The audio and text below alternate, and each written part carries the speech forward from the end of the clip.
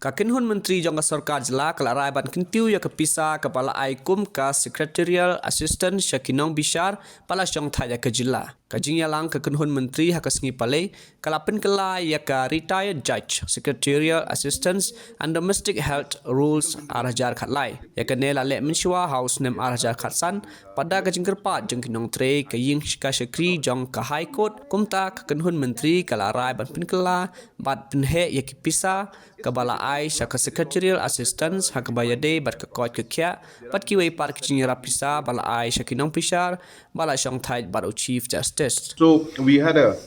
cabinet meeting today, and there were 5 agendas that were taken up. The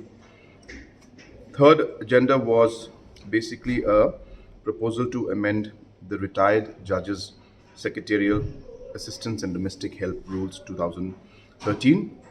This was done last in 2015, and hence there was a request that came in from the judicial officials from the judiciary, from the High Court, and based on those suggestions, the amendments were made to these particular rules to enhance the amount that is given as secretarial assistance and domestic help